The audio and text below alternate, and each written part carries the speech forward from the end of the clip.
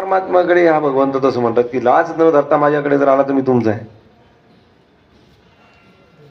हा, म्हणून मी पहिल्या दिवशी सांगितलं होतं की मी त्या पुलाखाली लाज सोडली निघले आलो.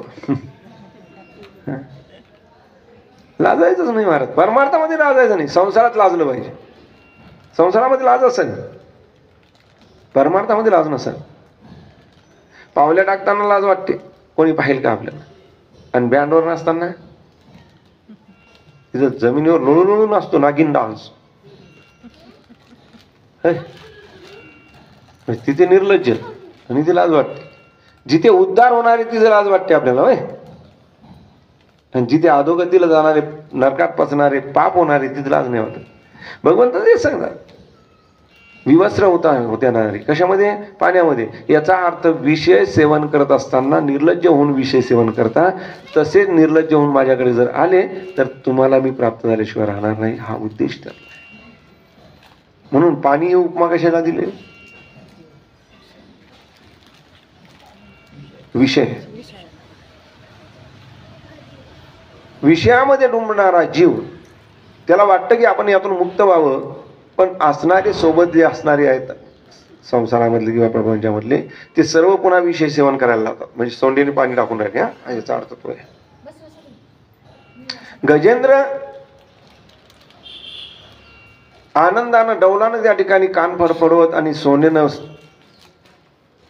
त्या सर्वांना पुचकारत त्या ठिकाणी आनंदानं होता. तेवढ्यामध्ये गजेंद्र जोरात चित्कारलाय. गजेंद्र जोरात चित्कारला. प्रत्येक प्राण्याची भाषा प्रत्येक प्राण्याला कळते. लक्ष द्या माझ्याकडे. प्रत्येक प्राण्याची भाषा प्रत्येक प्राण्याला कळते. प्राण्यांना बोलतोय. एकाच गोठ्यामध्ये 2 गायी आणि 2 म्हशी बांधलेल्या आहेत. त्यातली गाय जर हंबरली तर म्हशीला कळतं का? प्राणीच येते पण नाही. गायीची भाषा म्हशींना कळत नाही. म्हैस जर ओरडली तर त्या गायीला समजत नाही. चिमण्या आणि कावळे एकत्र बसले, चिमण्या चिवचिवाट करतात, त्या कावळ्यांना समजत नाही. पण चिमण्यांची भाषा चिमण्यांना कळणार, कावळ्याची भाषा कावळ्याला कळणार, गिधाडाची भाषा गिधाडाला कळणार, कबुतराची भाषा कबुतराला कळणार, म्हशीची भाषा म्हशीला कळणार, गायींची भाषा गायींना कळणार. प्रत्येक प्राण्याची भाषा प्रत्येक प्राण्याला कळते. पण जगाच्या पाठीवर एक प्राणी असा आहे की त्याला कोणाचीच भाषा कळत. किती सोपं नाव आहे त्याचं, मनुष्य प्राणी. साधू संतांनी आतापर्यंत, ऋषी लोकांनी, साधू संतांनी आतापर्यंत सर्वांना सांगितलं, उठा जागे वारे आता, स्मरण करा पंढरीनाथा, भावे चरणी ठेवा माता, चुकवा व्यथा जन्माच्या. पण अजूनही माणूस उठला नाही, माणूस जागा झाला नाही. अहो तुकडोजी महाराजांनी सुद्धा सांगितलं, माणूस द्या, माझं माणूस द्या, मला माणूस द्यावं एखादा. पण कोणीच माणूस होऊ शकलं.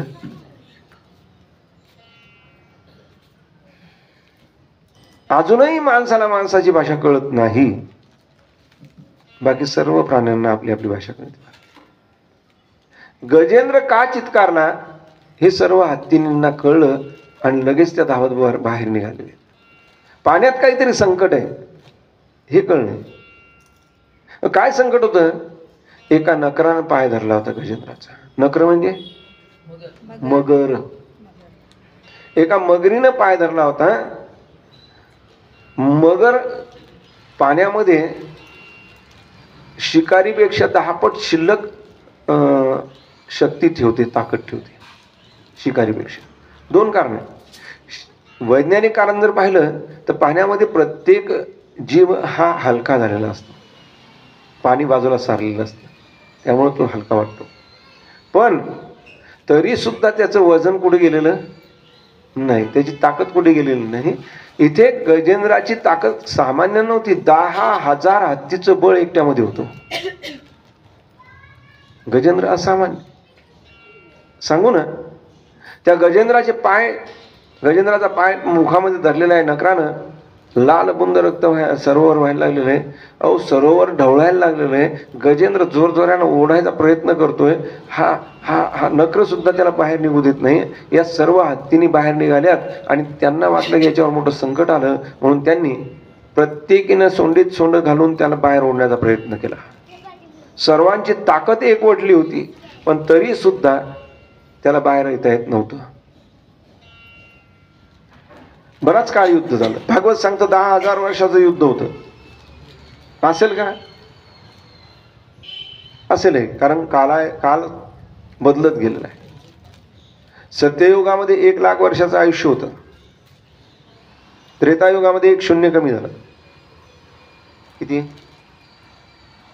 10,000 वर्षाचं आयुष्य. द्वापारामध्ये 1 शून्य कमी झालं, 1,000. आणि आता कलियुगामध्ये 1 शून्य कमी झालं. ही कालगणना आहे, आयुष्यगणना आहे. हा, आता पुढे चालून मध्यावर आलं का, कलियुग मध्यावर आलं की 1 शून्य कमी होणार आहे. सांगितलेलं आहे भागवतामध्ये. नाथ महाराजांनी वर्णन केलेलं आहे नाथ भागवतामध्ये. 10 वर्षाचं आयुष्य होईल. 2 वर्षाची मुलगी भ्रतार मागेल. भ्रतार म्हणजे नवरा मागणार आहे. तांदुळा एवढी मुले होतील. केवढाले? तांदुळा एवढे जर मुलं होतील तर आपली उंची केवढी होईल? सध्याच कंडिशन विचित्र आहे महाराज. 5,500 वर्ष झाली, अजून पहिलं चरण चालू आहे कलियुगाचं. आपली उंची कमी कमी होत चाललेली आहे. 400 वर्षापूर्वी उंची 6 आणि 7 फूट असायची. आता 5 फुटाच्या आत राहिला कार्यक्रम. हा, आपण तरी बरे आहे. आता पुढचे ते काही सांगता येत नाही. हा, सगळ्या हत्तींनी विचार केला बाहेर ओढण्याचा, पण बाहेर ओढल्या गेलं नाही. शेवटी हत्तींनी कान हलवत हलवत वनाच्या दिशेने निघून चालल्या. हा हत्ती तळमळतोय, ओरडतोय. एकेका नेत्रात अश्रुपात होत आहेत. सांगतो, विचारतो, म्हणतोय जोरात की अगं तुम्ही मला सोडून चालले आहे. आतापर्यंत तुमचा सर्व मी सांभाळ केला, तुम्हाला लहानचं मोठं केलं, तुम्हाला मी सर्व सहारा दिलेला आहे, खाण्याची व्यवस्था केली, राहण्याची व्यवस्था केली, सर्व संकट आलेली मी माझ्यावर घेतलेली आहेत. तुम्हाला कोणत्या संकटाचा तुम्हाला आभासू दिला नाही, तुम्हाला घरचा काही संबंध ठेवला नाही, तुम्हाला सर्व आयतं रेडीमेड दिलेलं आहे, तुम्हाला नळ रेडीमेड दिलेलं आहे, तुम्हाला पिठाची गिरणी आणून दिलेली, तुम्हाला वॉशिंग मशीन आणून दिलेली आहे, तुम्हाला सर्व आयतं दिलेलं आहे. हो, तरी सुद्धा तुम्ही साथ सोडता. काय चालल्यात निघून? आतापर्यंत सर्वस्व मी तुम्हाला अर्पण केलेलं होतं. माझं जीवन आतापर्यंत जे मी व्यतीत केलं हे तुमच्यासाठी केलंय. हीच दशा आहे महाराज. प्रत्येक आई वडिलांची हीच दशा आहे. आई वडिलांनी सर्व करायचं आणि मुलांनी त्याचा उपभोग घ्यायचा आणि त्याच आई वडिलांना तुच्छ लेखून त्यांना घराच्या बाहेर काढायची ही दशा आहे. अति नालायकपणा आहे. मी काल बोलून गेलो बोलता बोलता, मुलांनी सावध व्हावं. बायको असं समजायचं की आपलं अजून 5 वर्ष लग्न झालं, निदान सोडून बायका ज्या म्हणतील ना वेगळं निघा, त्यांनी तूच जाय तुझ्या माहेरी. व्यथा आहे महाराज.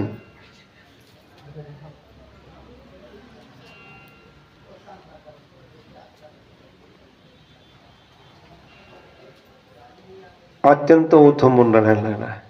सर्व हत्तीनी वनाच्या दक्षिण निघालेले आहेत. हा कोण सांगतोय, ओरडतोय. अहो त्याला तुकोबरायचं प्रमाण आठवलं. त्याला नाही आठवलं, मला आठवलं. जन हे सुखाचे दिल्या घेतल्याचे, जन हे सुखाचे दिल्या घेतल्याचे,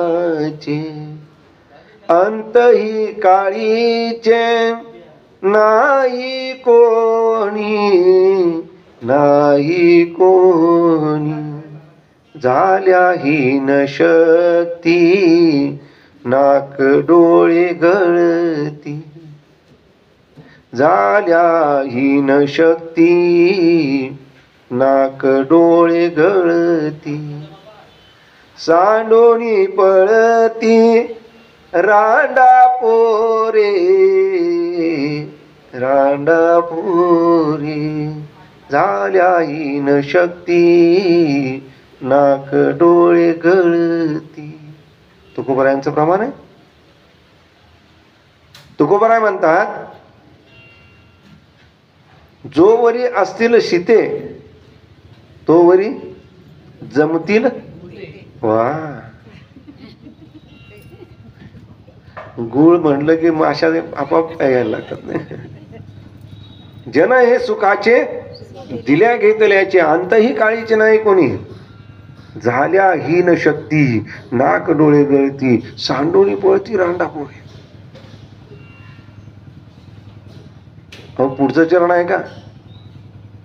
बाईल म्हणे खर मरता तरी बरे नासिले हे घर थुंकोनिया. जिच्या सोबत जन्मोजन्मीच्या आनापाका घेतलेल्या आहेत, जी वडाला फेऱ्या मारू मारू परेशान आहे महाराज. अहो जी जन्मभर म्हणते हाच नवरा जन्मोजन्मी मिळो, शेवटी म्हणते की मला तर बरं म्हातार लयच तकलीफ आहे ना, खर्च किती चालू आहे, लेकराचा पैसा सगळा त्याला लावून चालला, एकदा गेलं तर चालतं. बाईल म्हणे खर मरता तरी बरी नाशियले घर थुंकोनिया. अनुतप्तता आहे. पश्चाताप सांगतायत महाराज, पश्चाताप सांगतायत. तुकोबराय सांगतात, पश्चाताप सांगतात की घरात ज्यांच्यासाठी आपण जीव लावून राहिलो ते काय कामाचे आहेत.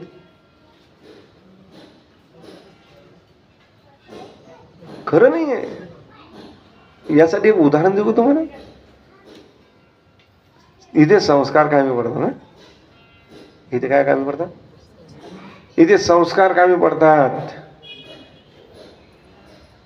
एक खेडेगावातल्या मारवाड्याचा मुलगा, बारकाईने लक्ष द्या, अत्यंत महत्वाची गोष्ट सांगणार आहे. एक खेडेगावातला मारवाड्याचा पोरगा दारिद्र्यानं व्याप्त झालेला होता. मारवाडी असून सुद्धा दारिद्र्य आलेलं होतं. कोणत्याच प्रकारचं खाण्यापिण्याची सुद्धा ताकद नव्हती. एक पोतं घेऊन शहराच्या दिशेला निघून गेला. काय घेऊन. नुसतं पोतं. झोपायला कुठेतरी आपल्या आश्रया गावात तिथे पोतं टाकावं झोपावं.